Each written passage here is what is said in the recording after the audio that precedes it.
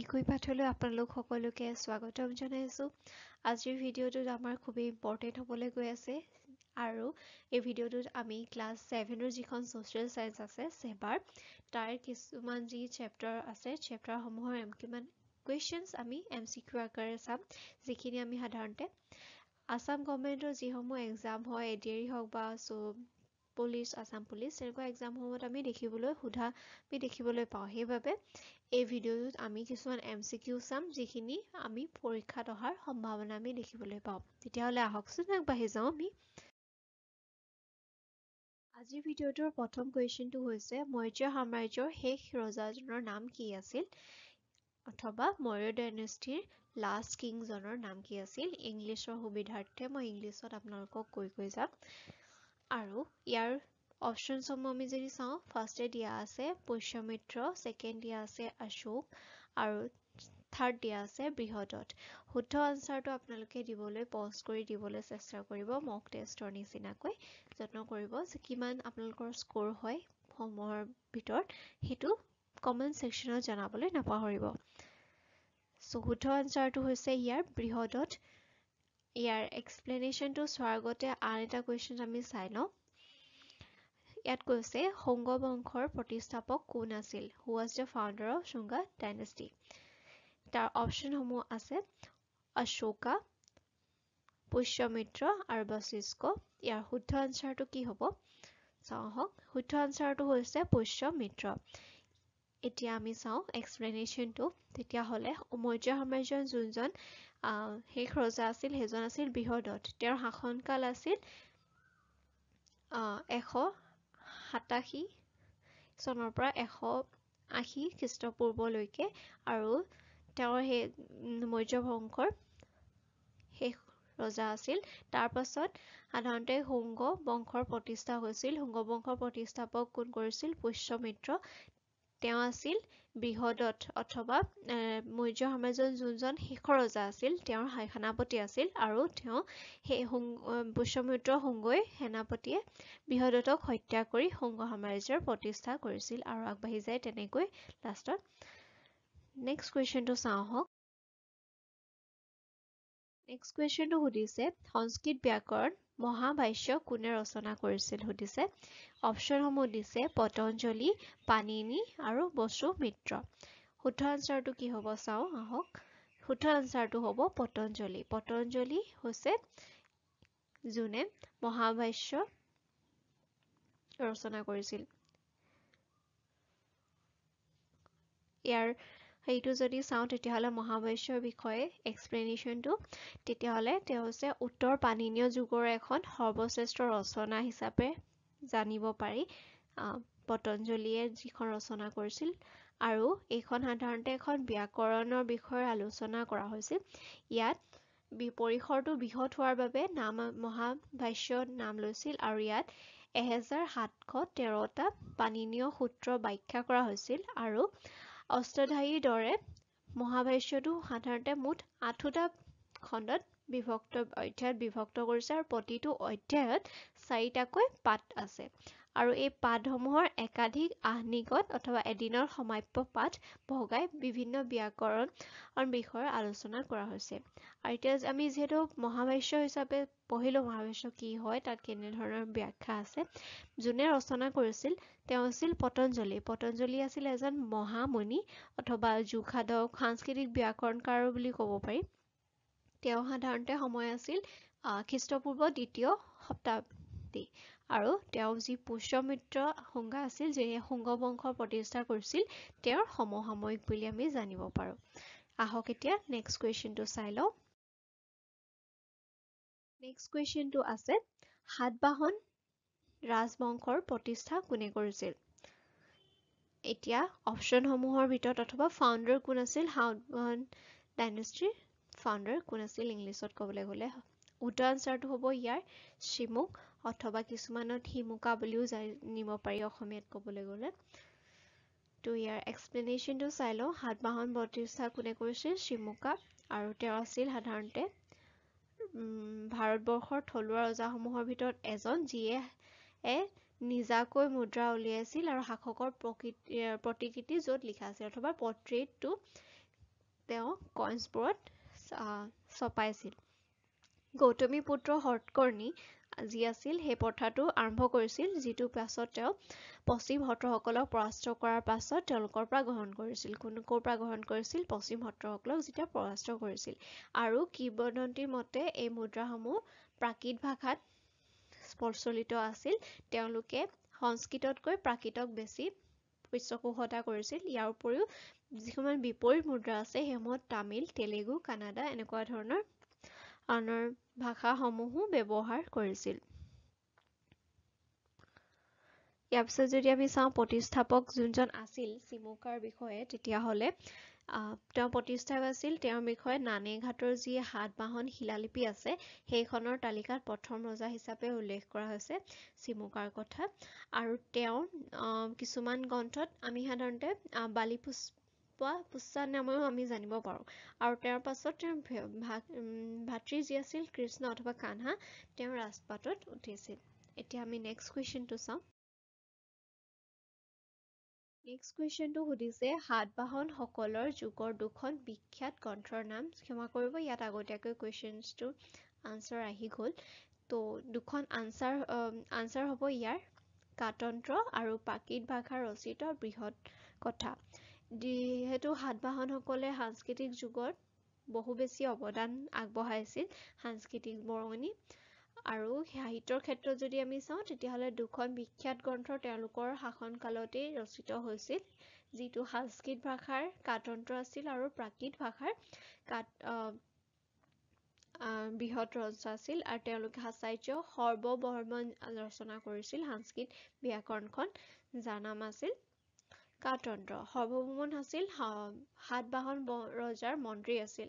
আৰু এই যিখন লিখিছিল পাণিনি অষ্টধায়ী সৰলীকৃত আৰু সংক্ষিপ্ত সংস্কৰণ আছিল কাতন্ত্ৰখন। ইয়াত সাধাৰণতে সন্ধি, নামনি, চতুষ্ঠ আৰু আখ্যাত অধ্যায়ত বিভক্ত কৰা হৈছিল। এইসমূহৰ বিষয়ে আমি সাধাৰণতে চেবা কিতাপখনত ভালদৰে আমি দেখিব পাওঁ। নেক্সট কুৱেশ্যনটো আমি চাওঁ আহক।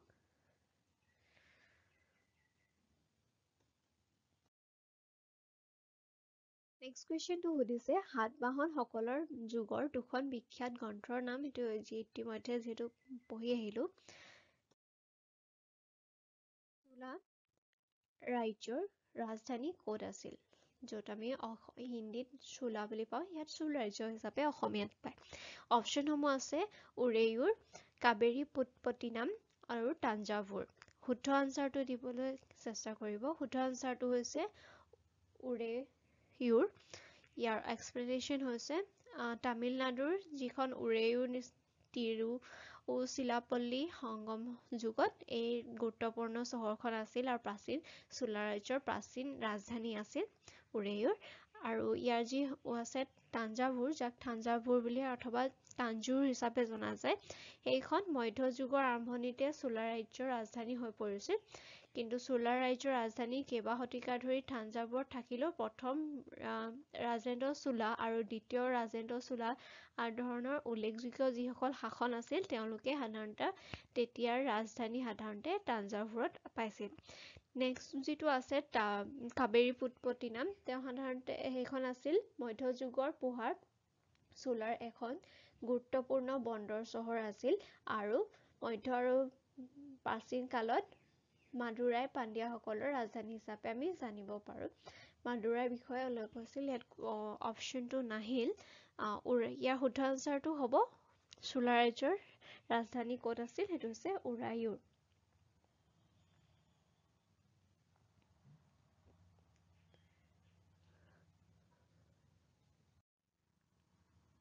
যিহেতু ইয়াত চোলা ৰাজ্যৰ বিষয়ে অথবা ডাইনেষ্টিটোৰ বিষয়ে সোধা হৈছে, চোলাৰসকল সাধাৰণতে আছিল খ্ৰীষ্টম অষ্টম অথবা দ্বাদশ শতিকাৰ ভাৰতৰ দক্ষিণ অঞ্চলৰ এটা দীৰ্ঘ সময় শাসন কৰা ৰাজবংশ আছিল।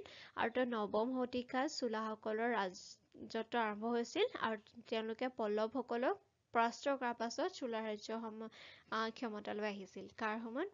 পল্লৱসকলক তেওঁলোকে পৰাস্ত কৰি নিজৰ সাম্ৰাজ্য স্থাপন কৰিছিল। আৰু এই শাসন সাধাৰণতে ত্ৰয়োদশ শতিকাৰ 5টা দীঘলীয়া শতিকালৈ তেওঁলোকে বিধ্বস্ত কৰিছিল আৰু যুগটো চোলাসকলৰ বাবে ক্ষমতা আৰু বিকাশৰ যুগ হিচাপে জানিব পাৰি যিহেতু আমি হিষ্ট্ৰীত চোলা ডাইনেষ্টিৰ বিষয়ে তেওঁলোকৰ যিসমূহ মনস্ক্ৰীকাৰী আছে আৰু যিসমূহ স্কাল্পচাৰ আছে সেইখিনিৰ বিষয়ে আমি পাই আহি আছোঁ সেইসমূহৰ অন্যতম যদি আমি ৰজাসমূহৰ বিষয়ে চাওঁ তেতিয়াহ'লে আদিত্য প্ৰথম ৰাজেন্দ্ৰ চোলা তেনেকুৱা ধৰণৰ ৰজাসমূহ নাম আমি পাবলৈ সক্ষম হয় আপোনালোকে কমেন্ট ছেকশ্যনত জনাব চোলা ডাইনেষ্টিৰ সময়ত এটা গুৰুত্বপূৰ্ণ স্কাল্পচাৰৰ নাম কি আৰু বৰ্তমান বেছি হোৱা নাই নিউজত আছিল চোলাৰ ডাইনেষ্টিটোৰ বিষয়ে এটা নিউজ আহিছিল আপোনালোকে যদি জানে সেইটো কমেন্ট ছেকশ্যনত জনাবলৈ নাপাহৰিব নেক্সট কুৱেশ্যনটো আমি চাওঁ নেক্সট কুৱেশ্যনটো সুধিছে ইণ্ডো গ্ৰীকসকলৰ বিখ্যাত ৰজাজনৰ নাম কি আছিল ইণ্ডো গ্ৰীকসকলৰ বিখ্যাত ৰজা অপশ্যনসমূহ আছে মিনাণ্ডাৰ অথবা মিলিন্দ যাক আমি হিচাপে জানো ডেমেট্ৰিয়াছ আৰুটো আছে এন্টিঅকাছ প্ৰথম অথবা এন্টিঅকাছ 1 শুদ্ধ আনসাৰটো কি হ'ব চাওঁ আহক শুদ্ধ আনসাৰটো হৈছে মিনাণ্ডাৰ তেওঁ হৈছে বিখ্যাত ৰজা হিচাপে আমি ইণ্ডো গ্ৰীকসকলৰ জানো So, ইয়াৰ এক্সপ্লেনেশ্যনটো হৈছে মিনাণ্ডাৰ যিক আমি মিনাণ্ডা মিলিণ্ডা হিচাপেও জানো তেওঁ প্ৰথম এন্টিঅকাছ যি আছিল চেলুলিয়ড ৰাজ্যৰ প্ৰতিষ্ঠাপক প্ৰথম চেলিউকাছৰ পুত্ৰ আছিল আৰু প্ৰথম মিনাণ্ডাৰ যাক আমি মিনাণ্ড্ৰা হিচাপে জানো তেওঁ সাধাৰণতে ফাৰ্ষ্টে বেক্টিয়াৰ ৰজা আছিল তাৰ পাছত তেওঁ সাম্ৰাজ্য নিজৰ পশ্চিমেও কাবুল নদী এই নৃত্যৰ পৰা পূবে ৰবি নদীলৈকে আৰু উত্তৰে সোৱাত উপত্যকাৰ পৰা আৰেচিয়া অথবা বৰ্তমানৰ আফগানিস্তানৰ হেলমাণ্ডলৈকে বিস্তৃত কৰিছিল তেওঁ সাধাৰণতে বুদ্ধ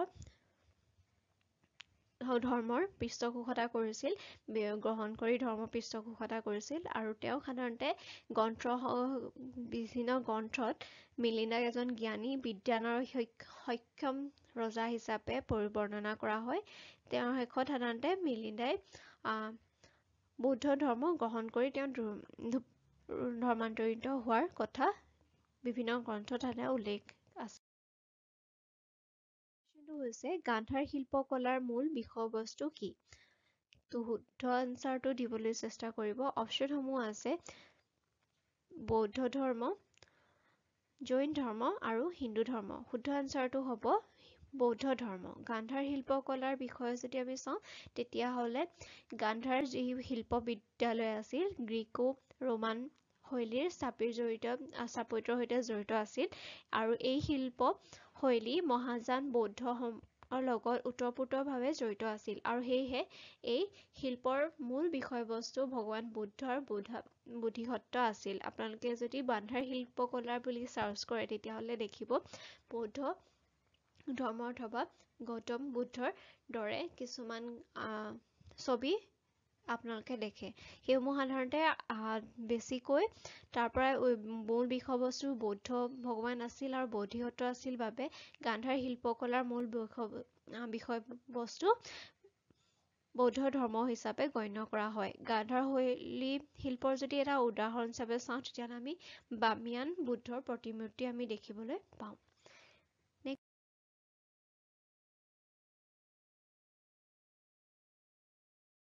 কুষাণ ৰাজবংশৰ শ্ৰেষ্ঠ ৰজাজনৰ নাম কি সুধিছে অপশ্যন কেইটা হৈছে প্ৰথম কনিষ্ক হবিষ্ক আৰু প্ৰথম বসুদেৱ শুদ্ধ আনসাৰটো হ'ব প্ৰথম কনিষ্ক ইয়াৰ এক্সপ্লেনেশ্যনটো চাওঁ কুষাণসকল এটা বিদেশী জাতি আছিল কুষাণ বংশৰ কথা কোৱা হৈছে খ্ৰীষ্টপূৰ্ব দ্বিতীয় শতিকাৰ শক পল্লৱসকলক পৰাভূত কৰি কুষাণসকলে প্ৰথমতে ভাৰতৰ উত্তৰ পশ্চিম অংশত আধিপত্য বিস্তাৰ কৰিছিল তাৰ পাছত তেওঁলোকে পূৰ্ব ভাৰতৰো কিছুমান বিস্তীৰ্ণ অঞ্চল অধিকাৰ কৰি শেষৰ ৰাজশক্তি হিচাপে পৰিণত হৈছিল কুষাণসকল বিদেশী আছিল যদিও পিছত তেওঁলোকে ভাৰতৰ যি সভ্যতা সংস্কৃতি আছে সেইসমূহ আয়ত্ত কৰি একাত্মকভাৱে কৰিছিল আৰু কুষাণ বংশৰ শাসন কালত আমি বহুত কেইটা গুৰুত্বপূৰ্ণ বৈশিষ্ট্যও দেখিব পাওঁ আমি সভ্যতা সংস্কৃতিৰ ক্ষেত্ৰত। আৰু কুষাণ বংশৰ সৰ্বশ্ৰেষ্ঠ ৰজা হিচাপে কনিষ্কক আমি জানো, যাক আমি সাম্ৰাজ্য বিজেতা হিচাপেও জানো। যি কুজলাৰ প্ৰপুত্ৰ আছিল কনিষ্কৰ প্ৰথম অথবা কনিষ্ক মহান, যাক আমি জানো কনিষ্ক দ্য গ্ৰেট বুলি। তেওঁ প্ৰায় সাধাৰণতে 127ৰ পৰা 150 খ্ৰীষ্টাব্দৰ ৰাজত্ব কৰা কুষাণ সাম্ৰাজ্যৰ উচ্চতাত পৰিণত কৰিছিল। তেওঁৰ শাসনকালতে কুষাণ ৰাজবংশই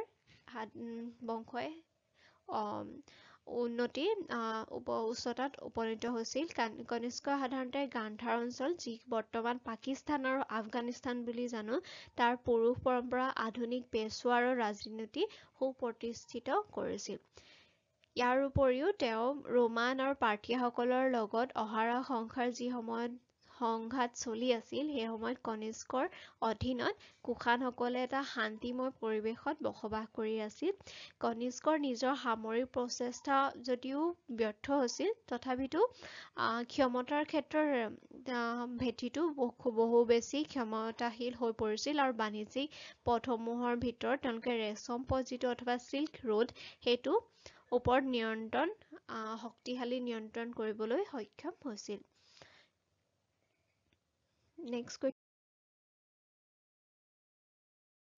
নেক্সটটো কৈছে শকসকলৰ শ্ৰেষ্ঠ ৰজাজনৰ নাম কি আছিল? অপশ্যনসমূহ হৈছে আগতীয়াকৈ আহিলে ৰুদ্ৰদমন প্ৰথম, যাৰ শুদ্ধ আনচাৰটো ৰুদ্ৰদমন হ'ব। সষ্টনা আৰু মুগা আছিল অপশ্যনসমূহত। শুদ্ধ আনচাৰটো হ'ব ৰুদ্ৰদমন প্ৰথম।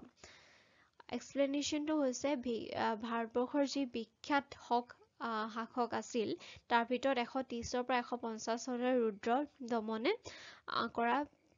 শাসন কৰিছিল। তেওঁ ভাৰতৰ দেশৰ উত্তৰ আৰু উত্তৰ পশ্চিম অংশৰ বিভিন্ন অঞ্চলত বসতি স্থাপন কৰি শকসকলৰ 5টা শাখা আছিল আৰু সেই 5টা শাসক কৰিবলৈ তেওঁ সক্ষম হৈছিল। সেই শাসক তৃতীয় ৰুদ্ৰগুপ্ত বংশৰ চন্দ্ৰগুপ্ত দ্বিতীয়ৰ হাতত পৰিচালিত কৰি শক যুগৰ অন্ত পৰিছিল। শক যুগৰ পাছত সাধাৰণতে চন্দ্ৰগুপ্ত দ্বিতীয় অথবা গুপ্ত সাম্ৰাজ্যৰ বিস্তাৰ হৈছিল আৰু তেওঁৰ সেই শাসক আছিল শকসকলৰ তৃতীয় ৰুদ্ৰসিংহ। ৰুদ্ৰদমন প্ৰথম আছিল তেওঁলোকৰ শ্ৰেষ্ঠ ৰজা আৰু তৃতীয় ৰুদ্ৰসিংহ আছিল সেই শক ৰজা।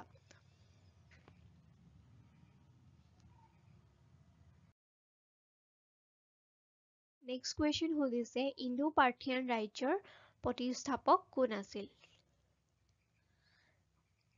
অপশ্যন কেইটা হৈছে মিথ্ৰিডেটাছ, আৰ্থিডেট আৰু গণ্ডফৰ্ণিছ। শুদ্ধ আনচাৰটো হ'ব ইয়াৰ গণ্ডফৰ্ণিছ, যাক আমি গণ্ডফৰ্ণিছ বুলি কওঁ। আৰু ইয়াৰ আনচাৰটো হৈছে যিহেতু গণ্ডফৰ্ণিছ আছিল ভাৰত পাৰ্থিয়ান ৰাজ্যৰ প্ৰতিষ্ঠাপক কৰিছিল আৰু যি বৰ্তমান যি অঞ্চলটোৰ কথা কোৱা হৈছে সেইটো বৰ্তমান পাকিস্তান, পশ্চিমৰ পাকিস্তান আৰু ভাৰতৰ উত্তৰ পশ্চিম অংশ যিটো পৰে। খ্ৰীষ্টপূৰ্ব 1 শতিকাৰ পৰা শেষৰ ফালে তেওঁলোকে তাত ৰাজ্য প্ৰতিষ্ঠা কৰিছিল। গণ্ডফৰ্ণিছৰ মুদ্ৰা কিছুমানত তেওঁলোকে ভাৰতীয় নাম গুডুফৰা হিচাপেও উল্লেখ আছে। ইয়াৰ পৰা বুজা যায় যে তেওঁ পূব ইৰাণ আৰু উত্তৰ পশ্চিম ভাৰতৰ দুটা সৰ্বোচ্চ ৰাজত্ব কৰিছিল। তেওঁ পূব ইৰাণ আৰু উত্তৰ পশ্চিম ভাৰততো যে তেওঁ ৰাজত্ব কৰিছিল, সেই কথা আমি সাধাৰণতে যিখিনি মুদ্ৰা আছে তাত আমি গুডুফৰা হিচাপেও আমি তেওঁৰ নামটো পাবলৈ সক্ষম হওঁ। সেয়েহে ইণ্ডো পাৰ্থিয়ান ৰাজ্যৰ প্ৰতিষ্ঠাপক আছিল গুডুফেৰাছ। কুৱেশ্যনটো সুধিছে শকাব্দ চনৰ গণনাৰ প্ৰথম প্ৰচলন কেতিয়া হৈছিল? ইয়াৰ শুদ্ধ আনচাৰটো হ'ব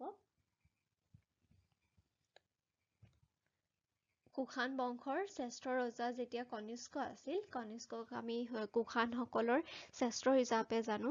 তেওঁৰ শাসন কালত সাধাৰণতে শকাব্দ চনৰ গণনা কৰা হৈছিল। সম্ভৱতঃ তেতিয়া 78 খ্ৰীষ্টাব্দত যেতিয়া তেওঁ সিংহাসন গ্ৰহণ কৰিছিল, তেতিয়া এই চনটোৰ গণনা কৰিছিল। নতুন চন আছিল শকাব্দ। সাতবাহনসকলে ভাৰতৰ কোন অংশত ৰাজত্ব কৰিছিল সুধিছে। ইয়াৰ অপশ্যনসমূহ আছে উত্তৰ ভাৰত, দক্ষিণ ভাৰত, উত্তৰ-পূব ভাৰত। শুদ্ধ আনচাৰটো হ'ব দক্ষিণ ভাৰত। সাতবাহনসকলে ভাৰতৰ দক্ষিণ অংশত ৰাজত্ব কৰিছিল। যি সাতবাহনসকল আছিল তেওঁলোকৰ পৌৰাণিক সাহিত্যত অন্ধ্ৰ হিচাপেও আমি জানিব পাৰোঁ আৰু ভাৰতৰ ডেকান অঞ্চলৰ আৰু যি প্ৰাচীন দক্ষিণ এছিয়ান বংশ আছিল সাতবাহনসকল ভাৰতৰ দক্ষিণ অংশত পূৰ্বতে দক্ষিণ পাঠা নামেৰে সাম্ৰাজ্য গঢ়ি তোলা প্ৰথম ডেকানী বংশ আছিল সাতবাহনসকল। সাতবাহনসকলৰ উত্থান মোটামুটি খ্ৰীষ্টপূৰ্ব 1 শতিকাৰ পৰা আৰু গৌতমী হতকৰ্ণীৰ শাসনকালত শীৰ্ষ পৰ্যায়ত উপনীত হয়। তেওঁলোকৰ এজন শ্ৰেষ্ঠ ৰজা হিচাপে গৌতমী পুত্ৰ হতকৰ্ণীক সাতবাহনসকলৰ এখন শ্ৰেষ্ঠ ৰজা হিচাপে আমি জানিব পাৰোঁ। আৰু সাতবাহনসকলক কিছুমান পৌৰাণিক যিখিনি লিটাৰেচাৰ আছে তাত অন্ধ্ৰ হিচাপেও আমি দেখিব পাওঁ। ইয়াক আৰু যিটো চাউথ এছিয়ান ডাইনেষ্টি এনচিয়ান আছিলে তাৰ সময়ত সাধাৰণতে ডেকান ৰাজ্য অঞ্চলটোত তেওঁলোকে শাসন কৰিছিল। কলিংগ ৰাজ্যক বৰ্তমান কি নামেৰে জনা যায়? প্ৰাচীন ভাৰতত যি কিছুমান নাম আছিল সেই নামখিনিৰ ভিতৰত কিছুমান চেঞ্জেছ অহা আমি দেখিব পাওঁ। সেই তাৰ ভিতৰত কলিংগ যি বুলি উল্লেখ থাকে তাক আমি বৰ্তমান কি নামেৰে জানো? অপশ্যনসমূহ হৈছে হায়দৰাবাদ, তামিলনাডু, উৰিষ্যা। শুদ্ধ আনচাৰ হ'ব উৰিষ্যা। উৰিষ্যা সাধাৰণতে তেওঁলোকৰ কলিংগ ভাৰত যেতিয়া আছিল ভাৰতৰ এখন ঐতিহাসিক অঞ্চল আছিল। সেয়া ই সাধাৰণতে গংগা গোদাবৰী নদীৰ মাজৰ পূব যি উপকূলীয় অঞ্চল আছে সেই অঞ্চলক সংজ্ঞা কৰা হয় যদিও ইয়াৰ সীমা যিহেতু বিভিন্ন শাসকসকলে শাসন কৰাৰ সময়ত ভূখণ্ডৰ উঠা-নমা কৰে আমি দেখিব পাওঁ যুদ্ধ বিগ্ৰহৰ সময়ত সেইবাবে ইয়াৰ সীমাও উঠা-বহা কিন্তু সংজ্ঞা মতে গংগা আৰু গোদাবৰী নদীৰ যি পূব উপকূলীয় অঞ্চল আছে তাক আমি কলিংগ ৰাজ্য হিচাপে আমি জানিব পাৰোঁ। মূল ভূখণ্ড এতিয়া বৰ্তমান উৰিষ্যা আৰু উত্তৰ অন্ধ্ৰপ্ৰদেশৰ কিছুমান অংশ সামৰি লৈছে। ইয়াৰ পৰিসৰটো বহল যদিও বৰ্তমান ছত্তীশগড়ৰ কিছু অংশ ই সামৰি লোৱা আমি দেখিবলৈ পাওঁ।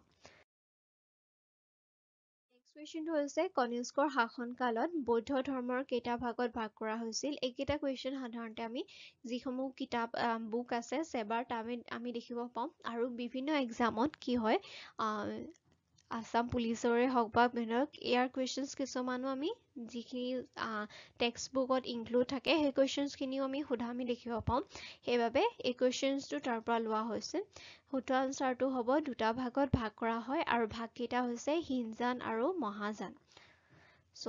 হিনজান আৰু মহাযান কি তেতিয়া আমি যদি চাওঁ গৌতম বুদ্ধৰ যেতিয়া মৃত্যু হৈছিল খ্ৰীষ্টপূৰ্ব 400 শতিকাৰ পাছত তেওঁৰ বৌদ্ধ ধৰ্মক সাধাৰণতে দুটা ভাগত ভাগ কৰা হৈছিল। এটা হিনজান আছিল আৰু এটা মহাযান আছিল।